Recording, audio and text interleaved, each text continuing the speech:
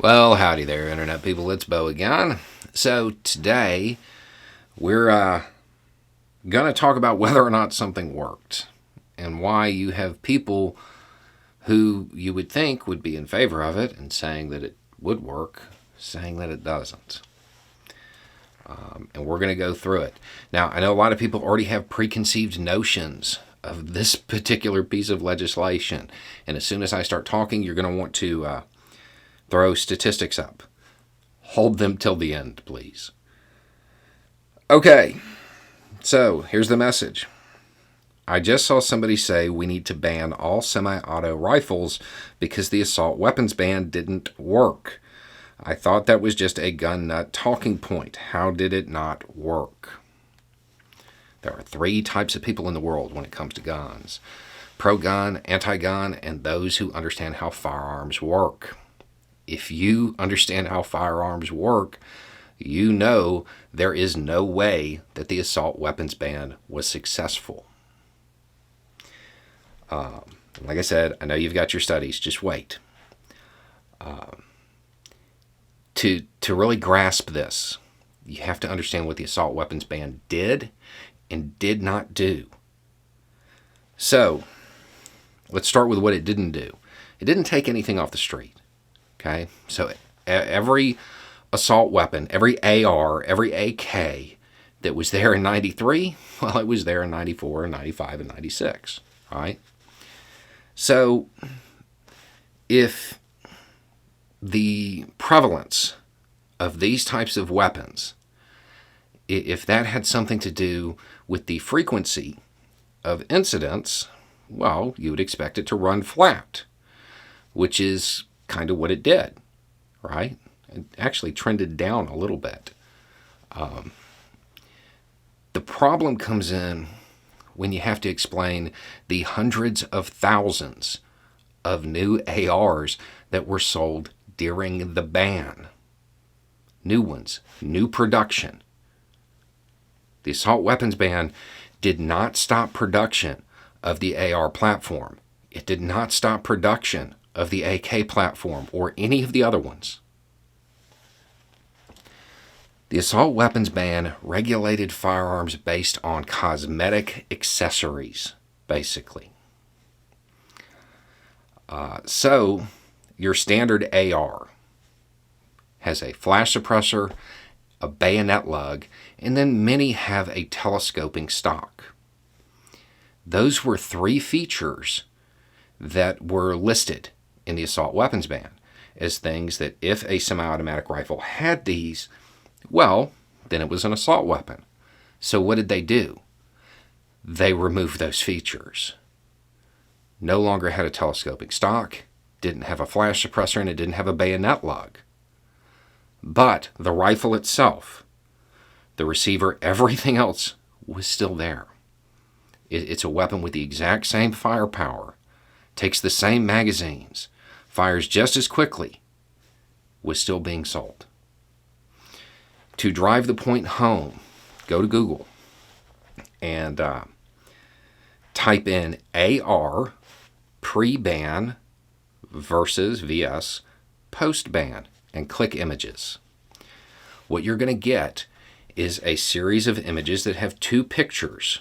Okay, there's one rifle right on top of the other, right? And if you're not a gun person, you're going to look at those and say, those are the same thing. I'm looking at the same picture. They're not. The post-ban one will be missing the flash suppressor and the bayonet lug. Hundreds of thousands more on the market. Same thing with the AK. I'm going to put a link to a video down below. It'll be in the comment section. The first comment, I'll pin it. It's from the 90s. It is super cheesy, and it is definitely like a right-wing pro-gun. But it's really good because there are two scenes in it you should watch. It's a relatively short video. One of the scenes, there are three rifles sitting there. One is a fully automatic AK. Okay, so that's when you pull the trigger, bullets come out until you let go of the trigger. The next one is a semi-automatic AK. Pull the trigger, one bullet comes out. You have to release the trigger, pull it again for another bullet to come out. Okay, that's the civilian version. That is what most people would call an assault weapon. And then there's a hunting rifle sitting there that is also semi-automatic. The guy shoots all three. And then there's the twist, where he tells you that the hunting rifle is an AK. It just looks like a hunting rifle. Because of the way the AK was designed, they were able to use different stocks and mask it even more. But the same weapon with the same firepower, firing just as quickly, was still available during the ban. New production, new guns coming out. That particular video is good because if you don't know anything about guns, there's a scene where he removes the covers from the one that looks like the fully automatic AK, the one that you would say is an assault weapon, and the one that looks like a hunting rifle. Pulls them up and you can look into the receiver, which is the engine of the rifle. And you see that they're identical. You can literally pull parts out of one and put them in the other if you wanted to. The other scene that's in it that's worth watching is where he takes a Mini 14, which is one that we've talked about on the channel. Not quite as popular when you're talking about the media and their coverage. And in front of your eyes, he transforms it.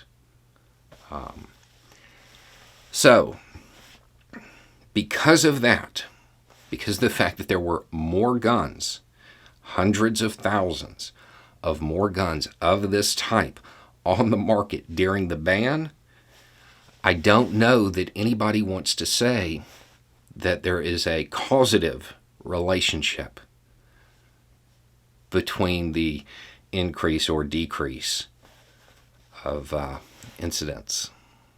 Because it would, by most studies, by the way most studies count it, the numbers do trend slightly down during the ban.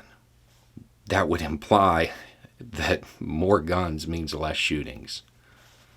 And I don't think anybody believes that.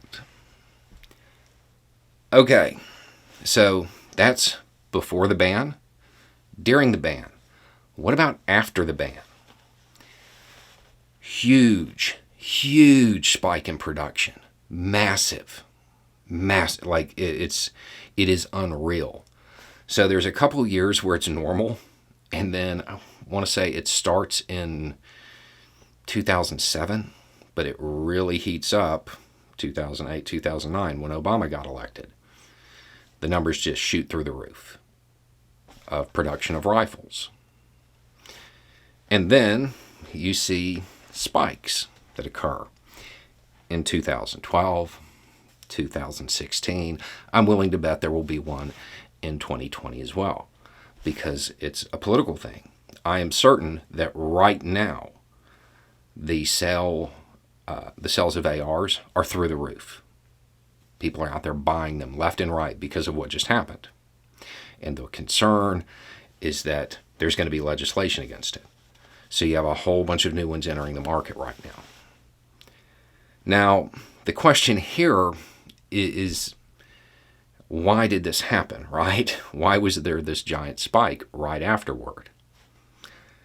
During the ban, there was just a massive push to equate any kind of legislation with true tyranny and to basically cast those who owned ARs as patriots. And you still hear this today.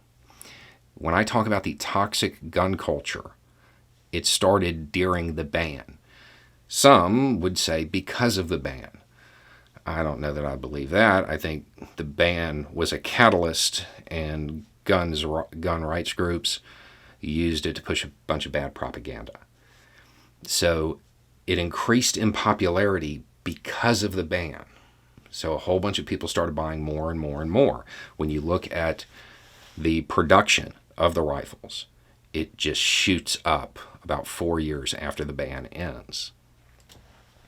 And then it stays high, but spikes around election time. In 2016, I want to say there were just more than 4 million rifles produced in the United States, and I think 61% of them were ARs. That's a lot.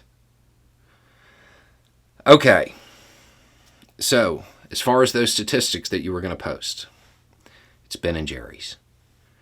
I know that anytime Ben & Jerry's has a good sales month, a whole bunch of people are going to drown. And it's not that Ben & Jerry go out there to their pool and hold people underwater to celebrate their record-breaking sales. It's that it's summer. It's correlation, not causation. There isn't a causative link because there's more guns. There were more of this type of weapon on the market in civilian hands during the ban than before the ban. But then we have after the ban. And because of this fact, people like to kind of extrapolate and say, well, there's not a causative link between the massive surge in production and the massive frequency increase that we're seeing right now. Yeah, I'm not sure about that. It seems to me that because of the just overwhelming numbers that are being produced now, the AR is the most popular rifle in the United States at the moment.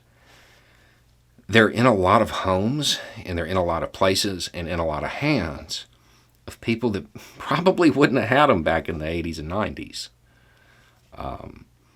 Because of that toxic culture that developed during the ban, pushing it and propagandizing it and basically using it as a tool so you can feel safe. They motivated people by fear.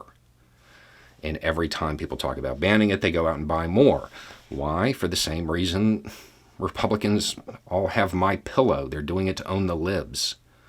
And then a few months later, they realize, maybe I shouldn't have dropped $600 on that rifle.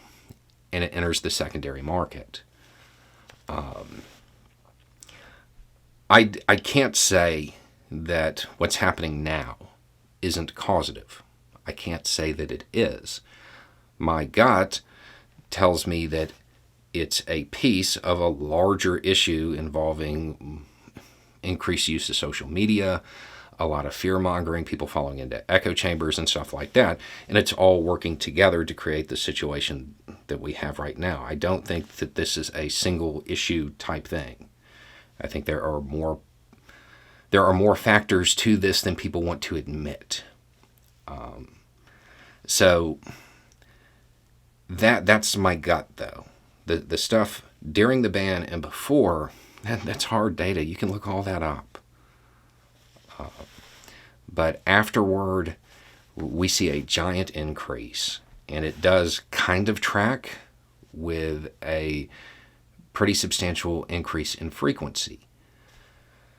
But I think there are other factors at play beyond just access to it. Don't get me wrong, the access is not helping. But I think at this point, Pandora's box is opened. And if you were to switch out and make all of the ARs disappear, I think you'd have the same issue, but there would be different weapons used. But again, that part from the end of the ban on, that's gut. So take that with a grain of salt.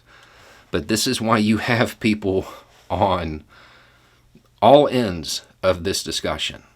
If they really understand firearms, about the only thing that they can agree on is that the assault weapons ban didn't work. I mean, this is a person who is obviously in favor of gun control. They're saying to ban every semi-automatic in the U.S. And the reason they're saying to go to that step is because the assault weapons ban was a failure, because it only regulated the cosmetic features. Now, on the other side of the spectrum, you have pro-gun people saying, well, don't reenact the assault weapons ban. It was a failure. Why would you want to duplicate it?